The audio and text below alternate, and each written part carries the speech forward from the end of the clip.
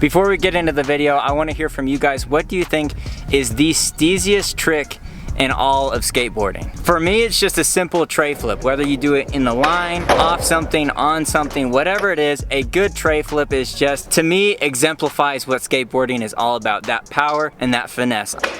I am obsessed with tray flips, but it's a trick that I can't really do. A few weeks ago, I did a video called Nige Houston Taught Me How to Tray Flip, where finally, after years, I was able to get a few tray flips under my belt. But in the end, I kept under-rotating my tray flips and landing them super sketchy. And so today, we're gonna be breaking down this clip that I found on Yuto Horigome's Instagram. This is gonna be the basis for fixing my under-rotated tray flip and trying to get these tray flips on lock once and for all. First, if you like these videos and you want to see more of them, make sure that you like and subscribe. That way YouTube will recommend more of my videos to you. I put out 6 each week, so if you want to see all of them, just hit the bell. If you want to follow me on Instagram, you can follow me at The Local Joe. Remember to make every single day a Friday. If you want to get a Friday shirt, the link is going to be down below. So there are 2 main things that I noticed Yuto doing, which I think are personally the reasons why I can't tray flip. I think that by incorporating these 2 things that Yuto does into my tray flips, hopefully I'll be able to get these tray flips on lock. So the first thing that Yuto does that I don't do has to do with his right shoulder or his front shoulder. So basically,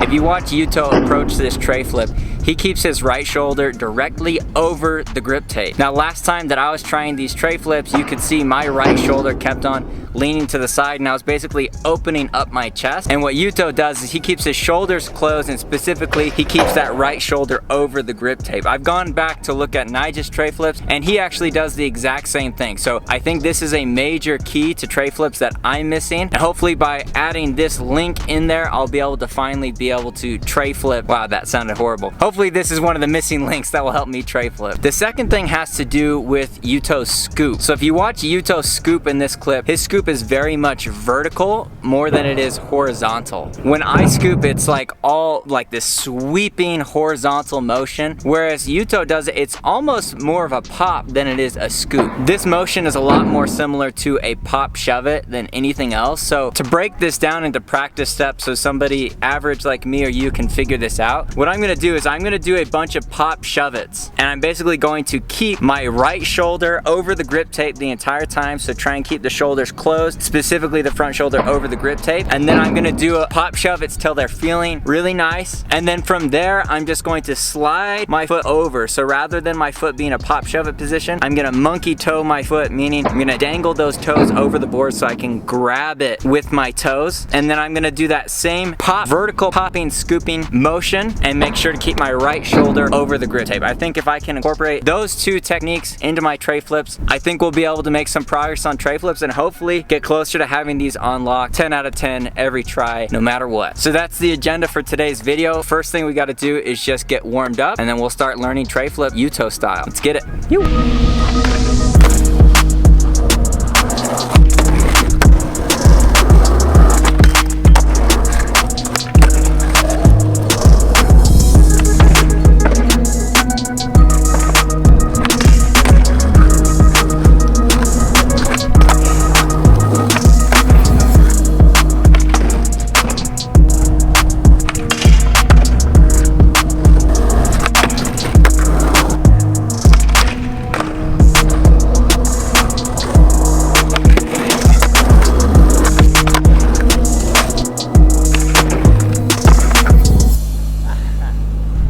Well, that front 50 front shove, I've never done that before. That trick popped up in my head and it worked out. So now that we're warmed up, first step is just to do some pop shove-its, focusing on getting the right or front shoulder in the correct position. Once we're feeling good with the pop shove-its, we'll go ahead and shift the foot over and start trying to get those tray flips. So wish me luck, let's get it.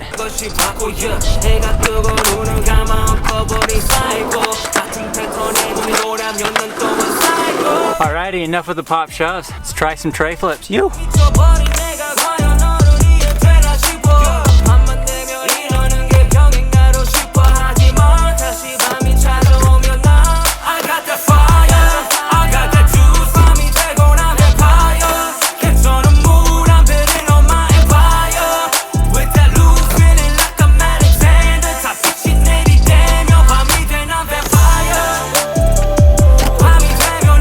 Alright, so I was able to get like a handful of tray flips. Last time I did them rolling. The reason I decided to do them stationary this time is just because I was so focused on the rolling that I ended up just kind of like flicking and praying. And this time I wanted to reduce the variables, speed being one of them. So I took away speed and just focused on keeping my shoulder over the grip tape and then getting that vertical pop. And really that is what did it. It didn't come right at first, but the more I kept my shoulder over the grip tape the entire time, the better it went. So at the beginning, I was just starting with my shoulder over the grip tape and then letting it go wherever. But then when I started landing them, I started to realize that obviously your feet follow your shoulder. So if I want my feet to land on the board, I've got to keep that front shoulder over the grip tape from the time that I pop to the time that I land. And when I did that, I started landing them a lot closer together. One thing that did help me kind of start to get the hang of the rotation is when I do crooks, I try and keep all the weight off of my front foot as I'm going up. That way when I come down onto the ledge, all the weight is coming down on my right foot. So up off the back foot, down on the right foot, or up off the back foot, down on the front foot rather. And so that's something that I actually practice doing with my tray flips, is up off the back foot, down on the front foot. And holding the shoulders close, it's really actually similar to a crook. I pretty much just was imagining doing a crook but changing my foot position, but keeping that shoulder tucked in and then going up off the back foot. And that started to help me get the rotation. Once I was feeling the rotation, from there it was just keeping my shoulder in the entire time while the board was spinning so that my shoulder could come down on the board. And you can see most of them I landed and I was a little bit squirrely. That's fine, I'm still getting the hang of the trick. But if you compare my technique from my last video to this video, I definitely think my tray flips look more technically sound. They look a lot more similar to like Yuto's or Nija's. So I definitely think I'm on the right track. Let me know what helps you guys to land tray flips. What was like the thing that unlocked it for you? I'm curious to hear what you guys have to say. Stoked that I landed some. This is one of my New Year's resolutions for 2021. One of my yearly goals was to get tray flips on lock, and I feel like I'm making a lot of good progress. So if you like these videos and you want to see more, go ahead and subscribe and like the video. That way YouTube will suggest it to you. If you want to see all 6 videos, you can turn on the notifications. You can follow me on Instagram at @TheLocalJoe. Remember to make every single day a Friday, and I will catch you guys in the next video. Peace.